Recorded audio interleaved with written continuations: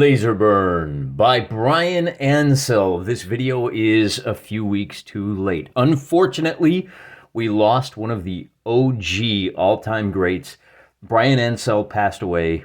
He went on to his eternal reward on December 30th, 2023, and I'm recording this several weeks after the fact. Quick lesson before we get into Laserburn. A lot of the guys that were around and publishing in the early 80s, this book is copyright August 1980. A lot of these guys, if they're publishing, they were born in 1960, they're going to be pushing 80. A lot of these guys are still with us. If you have fond memories of these older works or even their later works, make sure you let them know now. Don't wait until next year. Don't make the mistake I did and figure, I've got plenty of time. No one knows the hour. Make sure you go to those guys and tell them today. Remind them of all the joy that they've given people over the years, and remind them what, some of these guys in particular, Bryan Ansell, for those of you that don't know, back in the day, he was one of the first, I don't know what his official role was, CEO, president, grand poobah of a little miniature company that you may have heard of. They're called Games Workshop. And there's no question that without the guidance of Bryan Ansell, Games Workshop would not have turned into the 800-pound gorilla that they are today. When he left, they were a 400-pound gorilla, but he put them on the path to dominance. We owe him a debt of gratitude that we can never repay. Certainly a little, low-rent YouTube video isn't enough, but I would like to say my thank yous posthumously by reminding everyone that Laserburn exists. And this is a very interesting rule set from a historical perspective. I'll warn you, we are going to be going through and playing a few games of Laserburn to show you what this is like. If you are interested, you can purchase this from Alternative Armies. It's alternative-armies.com. $10. And before we get into it, I got to tell you, I kind of like these. This is, again, it's published in 1980, which we're going to be completely fair here. This book was published in 1979. See, here it is. There's my receipts. 1979, Gary Gygax. Hardcover, big book. But this was, Gary had a little bit of an advanced start. And this was at, even a year before this. So I'm not going to tell you that Laserburn was, these guys didn't have the experience and they were still trying to figure it out. They were, we've come a long ways. There have been advances. I still think this is a masterpiece, but we have made some improvements. Let's take a look at a modern rule set. And again, this was produced by Tabletop Games with special thanks to Tony Ackland and Tony Yates for inspiration and ideas. Spoiler alert, if you play Warhammer 40K or any of that family of games, you are going to recognize a lot of the things in here. This is proto Rogue Trader. This is the rule set that would later evolve into Rogue Trader. And we're going to look at that. But before we get into it, I just want to warn you, this is absolutely a product of its time. And we have made some advances. So before we get into this, this is a largely self-published rule set for today. Wiley Games is essentially a one-man shop. The guy that wrote this, let's take a look. Published by Wiley Games. Cover art, game design, Jay Wiley. Cover art, Jay Wiley. Interior spot design, Jay. See, one-man outfit. Now, to be honest with you, he's got some help in editing from Mark Evans and a whole lot of playtesters. And if you look, this game is really what we think of when we think of modern game design. It is organized in a very logical, sensible way. What you need to play. Here's how you play the games. Here's the actions, the terrain, the shooting. Right down the line, and then you get down to the end and you get to things like, here's some scenarios and some sample teams and, a little campaign system. It's very logical. It's very well laid out. Jay Wiley is standing on the shoulders of giants when he produces. Not to take anything away from Jay. He's a smart guy, and he learned from 40 years of game design. This was produced in 2019, so literally 39 years of difference. You would hope to see some kind of improvement in the elegance of the presentation of the rules. Also in the rules themselves. This is, by modern standards, a fairly clunky game, as you'll see as we go. However, I want to sell you on the idea of two things. One, no collection is complete without a copy of Laserburn in it, if only for historical reasons. Number two, don't get too caught up in the glossy games. Don't get caught up in FOMO. I got to get the $75 version of Old World because everybody's getting it and that's what everybody's going to play. That has a place in our hobby. funky little grotty games that are run off on. This is clearly comes from a mimeograph machine at some point, with art by a guy. You see here on this cover. I mean, I like this cover, right? There's kind of a clearly influenced by aliens. Here's a guy with a great big honking blaster. The hands are a little too big, but if you look here, you see the initials there. APY80. Well, produced by Bryan Ansell. Special thanks to Anthony Ackland. I'm guessing that, in 79. All of this artwork is by Tony Ackland. It all has a great style. It's kind of a proto, boy, speaking of guys that we lost recently, correct me if I'm wrong, I think we also lost John Blanche recently, which is unfortunate. And you can kind of see some of that influence here in this game. And most of these, by the way, I think I have this figure. I'm pretty sure I've got a figure that looks a lot like this. We don't see enough capes in our science fiction these days. Capes and swords. That's what we need in our science fiction. But it's pretty clear that this is, a couple of guys, a couple of friends threw together some rules and had a lot of fun with it. And they managed to produce, for the times, a rather interesting rule set. So let's take a look at how, now I showed you how Jay Wiley organizes his rules, right? He says, here's what you need, here's the stats, here's the game, here's the steps that you go through. Now here's some scenarios. This is a toolkit, and the first thing I want to key in on is a passage up here. The rules begin with a simple starter scenario. Oh, they actually tell you, begin with a simple starter scenario. Perhaps a band of outlaws raiding the bank. Oh God, where is it here? Nope. This is what I was looking for. These rules were originally written as an adjunct to the various sci-fi role-playing rules available. Now, full stop, time out. Let's talk about that. This is a means, well, actually it goes on, to give a detailed and satisfactory method for simulating the heroic deeds of OU characters, it's of your characters, in the assorted robberies, skirmishes, and boarding actions they were involved in. So let's think about where we were in the hobby in 1980. The primo game of science fiction was Traveller. And Traveller's combat system is really vague. It's really, there's 3 range bands and what if, and it's, what do you got, 2, 3 skills? What if we wanted to do, so we've got our band of adventurers and they're going to rob a bank on the Wild West planet. How do we run that combat in a more detailed fashion than Traveller gives us? You step over to Laserburn and it gives you an idea. And I'm fair now, Traveller's not name checked in here, but I'm willing to bet you dollars to donuts that that's the game these guys were playing. They may even have been playing some sort of an informal role-playing game.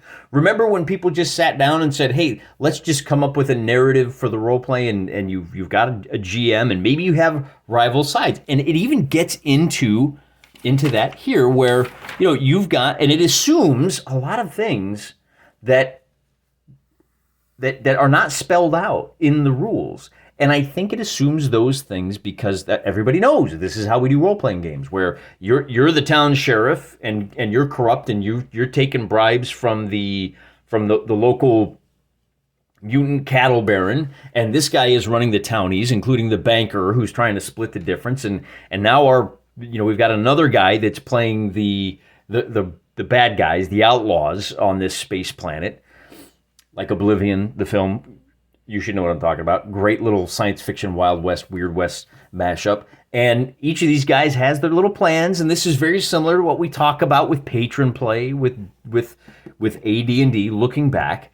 And you can see that in Laserburn, where it comes to things like Encounter at Spaghetti Junction, a running battle. Well, okay, so let's back up a step. So the rules, simples, they tell you to start with a simple starter scenario. They don't give it to you, by the way. Each of the outlaw players should have a personal figure representing himself and a group of followers under his command in sufficient numbers to cope with the situation. Just figure it out, guys. There's no point values in here. Just after, and in fact, at one point it even says, hey, you'll probably get it wrong and these will be wildly unbalanced. After a few games, you'll get the feel for how to balance scenarios. Who does that these days? Nobody. Well, actually, Jay Wiley does a little bit. He says, don't worry about balance. Just put together some fun teams, and here's some rules to kind of balance things. But he doesn't stress out about whether this skill is worth 10 points versus 5 points for that. When he's like, look, here's a list of skills. Go crazy. And we usually do. So a group just beginning their life of adventure will involve themselves, and they actually, interestingly enough, You'll have a group, and whichever one survives that you like the best, that is now your figure, and you're going to take him on a series of what we today call a narrative campaign, a series of battles. They don't use the term narrative campaign here, but that's what they're getting at. And there's even some discussion about the players hire out to the Imperial Inquisition as assassins, heavily armed. They're infiltrated amongst the foreign delegates at the court of King Grotzbox the Flatulent. We're still a little juvenile. We'll forgive it. 1/3 of the king's dreaded blackguard have been bought off, but it's impossible to tell which ones. Not only the king, but also the foreign delegates and their bodyguards, fortunately only armed with ceremonial swords, must die, so the attack can be blamed on Red Redemptionist fanatics. Red Redemptionist? Well, isn't that interesting? So you have a weird little three-sided scenario here. You've got your players are assassins, and they're going in to assassinate, but half of the King's Guard have been bought off, and they're trying to assassinate the Kings, and the King's Guards are going to defend them really well. So that's kind of an interesting, right? Sewerville shootout. This sounds like something from Necromunda. Poison gas pockets, giant mutant rats, service robots. Does Bryan give you rules for any of those? Nah, you'll just figure it out. So we're already doing scenarios, and I don't even know we haven't even read how to play the game yet. So now we turn the page and we look at creating your army. Weapon skill, which is, man, given the way weapon skill worked out in Rogue Trader, 40K, Warhammer Fantasy Battles, weapon skill here is shooty skill. Initiative level. Now we talk about it. It's a difficult concept to define exactly, but is nevertheless very important indeed. It includes such things as speed of reaction, agility, general combat sense, and awareness. And then we have combat skill. And combat skill is landing an effective blow in close combat. Okay, we have some various rules, and these are all percentages. So ultimately, the game is a roll under percentage game. And you've only got 3 stats: shooty, initiative, and combat. In that order, which is a little weird. I would have put initiative level first, because that determines who goes first. Then you have your special skills based on whether you are. See, we have different levels here: conscripts, regular elites, and they have standards. So any conscript is going to have a weapon skill of 80. They're going to be hitting 80% of the time. Up to heroes, who will have 180%. Okay, so we said it's percentage based, roll under, but you also have, look at this cheat sheet, which they call a QR sheet, a quick reference. Look at all of this information. So, for example, firing. Now, why would weapon skill be at 180 versus 80 versus 150 for a grizzled veteran? So, in our case, we'll be doing the crew of the Black Raven. Our hero bot will be at 180. Our grizzled veteran will be shooting at 150 skill, with some skills for situational modifiers. But you take a look at this, and I guess now I really need to step back and point out that the turn sequence hasn't been identified yet. We get to scales, and it says here's another little fun oddity. 1 centimeter equals 1 meter for both 15 and 25 millimeter figures. Followed immediately by, it may seem unusual to use the same ground scale for both 15 millimeter and 25 millimeter figures. You think? In fact, there's not that much difference between the space taken up by 15 millimeter base and a 25 millimeter base, right? Which is true. And we don't have a problem with this, because you guys know I play 25 millimeter games in 15 millimeter all the time, but I always cut my distances in half. My boy Bryan says, no, don't do that. Just use the scales as presented. I am actually going to use these weird units, centimeters, to give me a little bit more play space. As always, I'm gaming in a small scale, a small rectangle, so that'll be fine. I mean, instead of having like 24 inches, I'll have like 1,000,000 centimeters, I think it is. Then time scale, don't try to pin me down on this one. And he says, look, this is a hot mess trying to figure out, how long each of these are. If everybody's just kind of creeping up on each other, that turn may be a minute. But if everybody's blasting away and sprinting from cover to cover, that turn may be 5 seconds. It doesn't matter. Don't sweat it, right? It doesn't really matter. Then we get to initiative, and now we have our first inklings of how the turn order progresses. I'm like 15 minutes into this video. We're already on page 5, and we've done all this stuff before we get to what the turn sequence is. And it's a little loosey-goosey. It's scattered throughout these rules, because the way it actually works is, and here I have to pause and point out that figure facing matters. And he says, look, your dude is going to be looking, where is it? Here it is. 5 degrees in either direction. So here's our template, and talk about old school goodness, right? This is how big a distortion missile is. This is how big And there's a couple of those. A vortex missile has the. They don't just say, do I have a ruler around here? I don't. That would be helpful. Let me grab one real quick. He doesn't just say that a distortion missile has a diameter of, 8.5 centimeters? A diameter of 8.5 centimeters is like, just use this. All right, thanks, guys. Or a vortex grenade has, call it 2 centimeters. Kind of a waste of time, if you ask me. But this is what we were talking about. You see this little triangle here? This is your vision for your figure. When your figure is standing here and you're looking, this is all... Now, wait a minute. He can actually see like 360. He's got 360 awareness. This vision is only defined later on once we get to initiative. Because the way the game works, and I think this is fascinating. Once you figure out everybody's initiative, the guy with the highest initiative goes first. He can move and shoot. If he moves through this little arc of vision of one of the enemy figures, that enemy figure can take a shot. In other words, to put this in modern parlance that we all understand, everybody starts every turn on Overwatch. And here's why you want to be facing in the right direction. It's because you want to be covering a given direction. We have to go look at this quick reference sheet. All right, here we go. This should be a little more legible. We're looking at this right here. Target is moving, you're at minus 10%. If your target is running, right, I'm sprinting across your field of vision, that's another minus 30. You can roll and dive if I'm behind cover. So you're already up to, if I'm moving and rolling and diving behind cover, you're already up to minus 90. And then we've got missile launcher. But there's a thing in here where it's, if he's suddenly appearing, it's not even in here, is it? Oh, I love this kind of game. Here it is. An individual may fire at any time before his initiative level is called, but his chance of scoring a hit is halved. So our hero with 180 is taking a shot at a guy who appears from behind cover, and he is running. So we're at 140. But because he's snap firing, he's firing at a moving target, or on Overwatch, as we commonly think of it, he's only going to be hitting at a 70%. Combat takes place after, I think it's after movement is over, and I think it's after all movement. So everybody moves and shoots, and then we go on to combat. Arc of facing, here it is. I'm still figuring this out. I've read these rules like 4 times. The arc of facing actually comes in because if you're trying to fire at someone on Overwatch, then we get over to firing and we discover the reaction throw. An individual wants to fire at a target who is not visible in the previous move, or who disappears before moving half move distance must make a reaction throw, normally a 5 or a 6. If you have lightning reaction ability, you get a +1 to that. So now you're hitting on a 4. And if you are firing at a target in this arc, now you're going to be able to get that shot off on a 3 or better. If you're unable to fire, he can still fire at any available alternative target. Okay, so there's a lot to unpack there.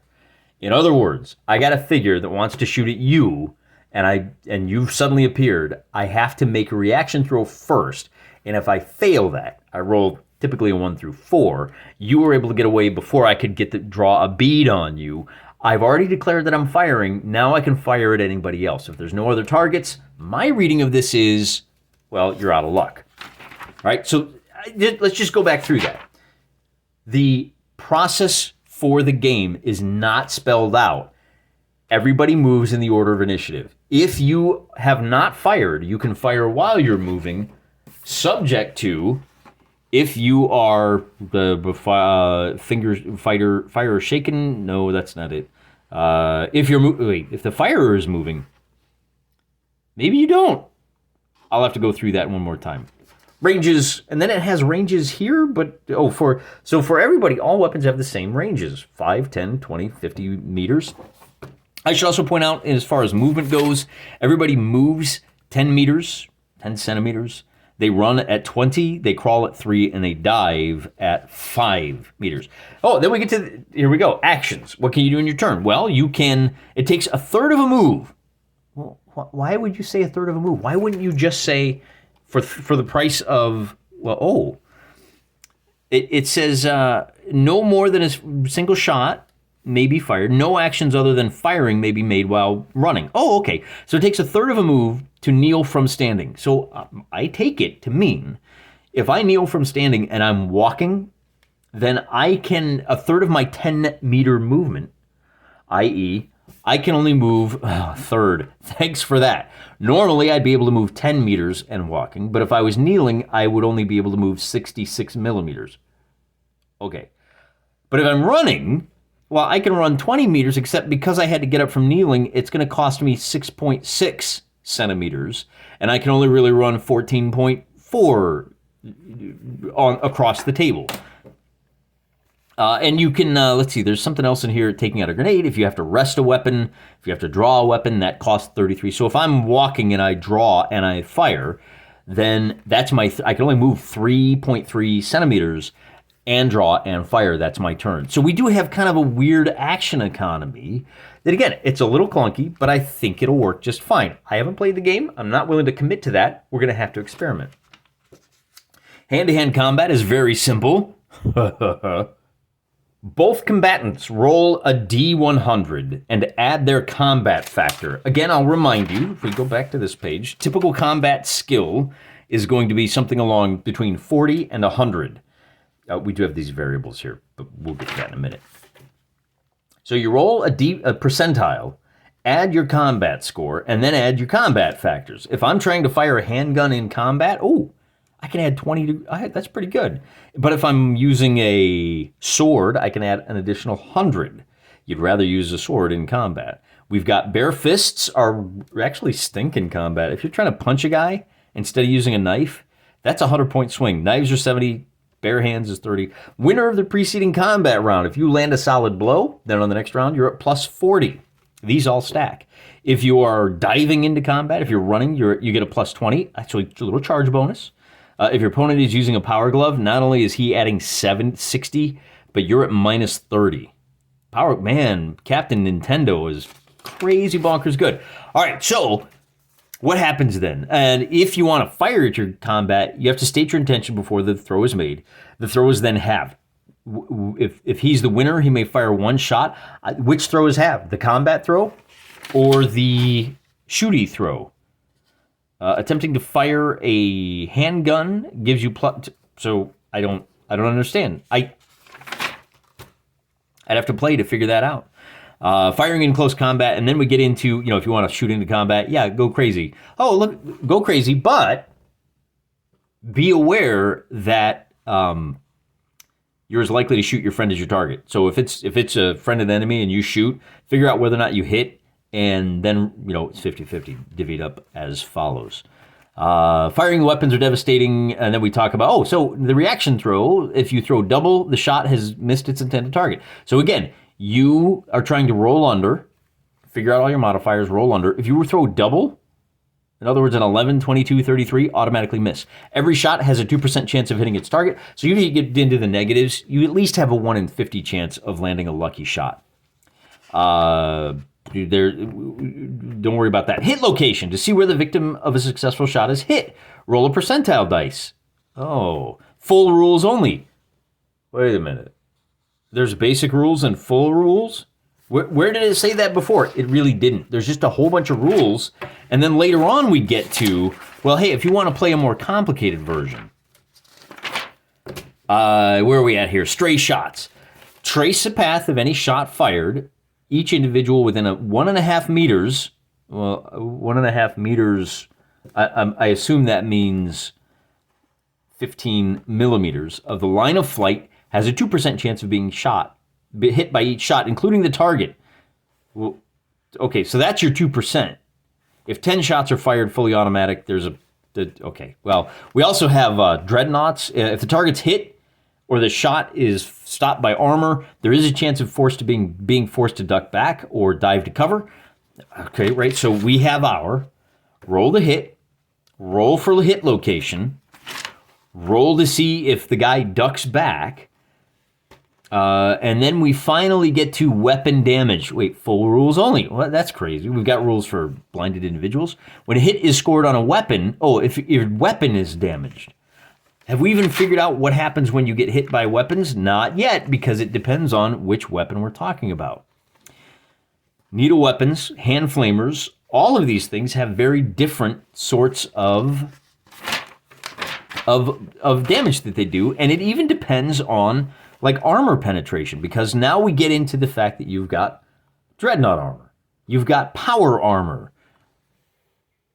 So that what we're really checking for is penetration. And each weapon, this is kind of a weapon versus AC chart, which we've seen in AD&D. We'll just look at it, and I haven't analyzed this, but you can see blocks of modifiers, right? If you've got lasers, those are going to operate very different from gyro rifles and pistols, which are going to be very different from assault rifles or slug throwers, which are these bottom three. So if you're at medium range and you're firing a laser rifle, you're going to be at -10. Oh, wait a minute, but what if and also if I'm firing at flak or mesh armor, I'll be at an additional -10. Where do we start at? Oh, the basic chance? What? The reason I said what is that you've got a situation where if you're unarmored, there's a basic 100% chance you're going to be penetrated. Wow, I'll let you write your own jokes for that one. If you've got flak armor or mesh armor, then there's a 60% chance that your armor will be penetrated and you'll be hit. In the case of a laser rifle firing at medium range, that 60% goes to add or subtract to the chance, -10. So now we're at 50%. Again, I'm wearing flak armor, so that 50% goes down to 40% chance because my flak armor has a -10 to that laser, which for 20 shots. So you'd have to track. I ain't gonna do that. I gotta be honest with you. These do degrade over time. Maybe we'll have to see what our character sheet looks like. So we're at roll to hit, roll for location, roll for penetration. Then we check. Finally, we get to the effect of the hit weapon. We warned you this was a fairly detailed game. Recommended for 12 to 20 figures a side. Yeah, we're going to be doing 5-on-5. All right, so we got our lasers, inner blast areas. Again, we've got different things like vortex missiles that they get weaker as you get away from the point of detonation. You roll a D10, and our hypothetical laser has penetrated if we hit in the head. So we roll a D10, and on a 1 or a 2, there's going to be, head, body, limb. On a 1 or a 2, we get, I see. So we found our location. If we were hit in the head, we're dead on a 1 or a 2. If we're hit in a limb, it's a serious wound. And that will have effect on whether we're left-handed or right-handed, which we all love to track in our skirmish games. If, however, we roll a 9 or a 10, that headshot is now 1 light wound. However, there is a chance in here for blinded. Look at that. If we're firing heavy lasers and on a result of a 5, we're hit in the head, we could be blinded. The individual is blinded for at least the rest of the game. We'll stumble forward at half speed for 3 moves, or if stationary, we'll make no action for 3 moves. They may then move at 1/4 speed, throw a D10 to determine the extent of the damage. So I take it at the end of those 3 turns, that's when you roll this D10. We're getting really serious here. For any serious wounds, the individual falls over, knocked out. And then we have an effect here. We'll get to that. Light wounds. If hit in the arm, any weapons are dropped. Light leg wounds reduce movement by 1/4. Light head wounds reduce the chance of hitting by 1/4. So we're up to another -25%. Although, looking at our fancy chart, we have, if you are under fire, you're at -15. So if somebody's already fired at you this turn, you've got that. There are light wound on the arm. There's your -15. Target is moving. I thought yes, for each serious wound, we're at -40. For each light wound, we're at -15. If it's in the arm that you usually fire with, I take it to mean an additional -15. So good stuff. So you can see how complicated that is. I'm going to go through the rest of this. We do have some morale rules. If you at the loss of a leader, a unit which loses half its number is shaken and will not move closer to the enemy. But I think in our game, we may wind up hoofing it before then. I will also point out that we've got some wonderful art. What kind of gamer doesn't want to play with a cowgirl that runs around without any sort of chaps on? I'm assuming she's wearing leggings, although she's clearly not. Boom. We don't have enough thigh-high boots. Do the sexy biker nuns in 40K, what do you call those gals? The Sisters of Battle? Do they wear thigh-high leather boots? If not, they should. I can't believe there are people that think that the sexy biker nuns need to, like, how hard is it to understand what that faction is? And then you're like, what if they weren't sexy? What if they weren't Sisters of Battle?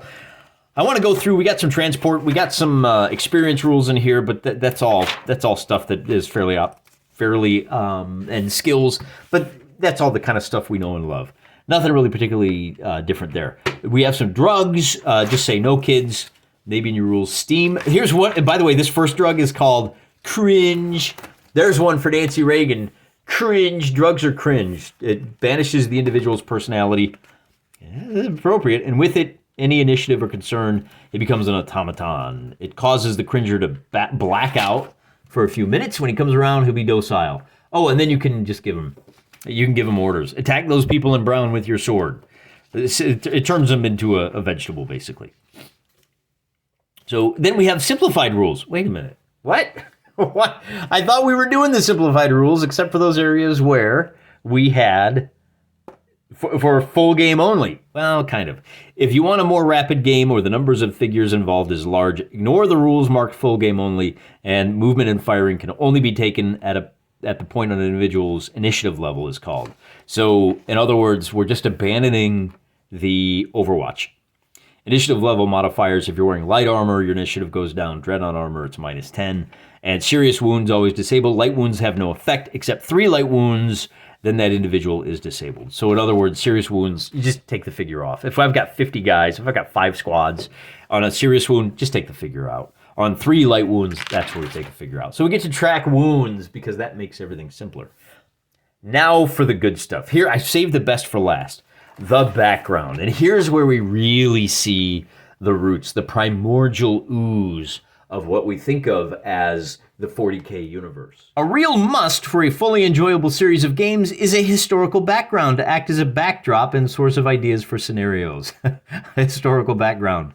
Yeah, with girls, guys like this running around, with gals like this running around. Yeah, there's your historical uniform right there.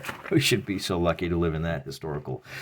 Our adventures and battles take place in the flung future. I'm assuming the far was erased. Man has reached the stars and reached the pinnacle of science and civilization and is now well on his way down the long, bloody slide back to barbarism. Relatable. Earth and its neighboring systems are inner worlds. Earth houses the nerve center of humanity's lords and masters, the High Lords of the Imperium. The Imperium must use all its power to ensure the frontier continues to be sucked dry, feeding and clothing the teeming, drone-like megacity populations. Relatable. The most feared instrument of imperial power is the Inquisition. Sound familiar? The Inquisition provides all candidates for high lordship. Individual continents and worlds of the Imperium are ruled by the Lord Knights. One favored man is given care of a landmass. The Lord Knights jostle amongst themselves for power and advantage. The greatest threat to the power of the Imperium lies on the fringe of the inner worlds. Here's a guy in heavy power armor. Man, doesn't that look good? I love this simple black and white art. And I let me briefly pause. I love having to deduce how this game is played. The challenge of just figuring this game out is a puzzle that brings me great joy. As much as I love having someone hold my hand as it's filled with a fistful of lead, having to bounce back and forth, this is the kind of gatekeeping that I'm fully in favor of. Oh, is it too hard for you? Well, maybe this isn't a game for you. Maybe this isn't a hobby for you. The greatest threat, as I said, is comes from a systems colonized mainly by African and Near Eastern groups. Oh my gosh, that's so racist. These are called Dark Worlds. They claim independence from the Imperium, and from them has sprung a new religion, the Red Redemption. And we'll skip that. The force of the Red Redemption, both regular military units and the fanatical civilian horde. So oddly enough, the Redemptionists who devote themselves to Allah, Lord of the Fiery Hells, and to his mouthpiece on the Dark World, the Prophet Xandrig. Xandrig moves from world to world, trying to unite the various Redemptionist groups for a final push against the Imperium. But though the individual groups are fanatically loyal to Xandrig, petty squabbles between the various ethnic groups and followers of innumerable self-appointed prophets continue to thwart his best efforts. There you go. So oddly enough, the force of the redemption here is directly opposed to the Inquisition, as opposed to being the ultimate fanatical, like, end point or final evolution of the Imperium. Here we got some Death Warriors, some Kalman officers. Only the Merchant Barons. Merchant Barons, huh? Are licensed to trade between planets, and smuggling is a lucrative, if dangerous, occupation. So here we have our potential factors. The Imperium, the Lord Knights, the Barons, the High Lords of, not Terra, but the Imperium. We've got our Red Redemption, and we've got our smugglers running around kicking people into jets. You know, guys whose days of taking you seriously have definitely come to a middle. Guys who aim to misbehave. And then we wrap up with an index. I should point out, you know, you can tell how times have changed. Solid table of contents. Does this game have a table of contents? Yeah, it has an index. And then on page 39, 15 millimeter figures available. And by the way, I think you can find this very figure. This is concept art. I think a figure a lot like this is available at Alternative Armies. If we go to page 39, we find, what's our index? It's been 40 years. Cut us some slack, huh? Would you? Now, I will close out this review kind of selling point of Laserburn by Bryan Ansell. I do have a copy of Advanced Laserburn and Aliens, and look, representation matters, okay? So even back in 1929. But this is by Tony Ackland. That name should sound familiar. Special thanks to Tony Ackland and Tony Yates, the Tony Bros. So Bryan Ansell put this together with Tony Ackland and Tony Yates for inspiration idea. And to Tony Yates, there it is, to Tony Yates for all the nice drawings. Yeah, AY79, I was right. I'm really smart. Written and illustrated by Tony Ackland. So now Tony takes this 4 years later, January 1983, but that is a story for another day. Today, we are paying tribute to one of the original greats, one of the guys, it's already fallen, look at that, spiral bound. I love this. Bryan Ansell, thank you wherever you are for everything you've done. Your efforts shall not perish from the Wargaming map as long as guys are playing 40K or even this fun, grotty, kind of figuring it out as we go, rule set from 1980. Rule set older than some of you guys. Stay tuned in our next video of featuring Laserburn. We'll go through the actual full character write-up. We'll make ourselves some good guys, we'll make ourselves some bad guys, and we'll take a look at what character sheets and army rosters might look like. Until then, I'm praying for you. Oh, not only that, but I'm praying for the restful repose of our good friend and great hero, Bryan Ansell.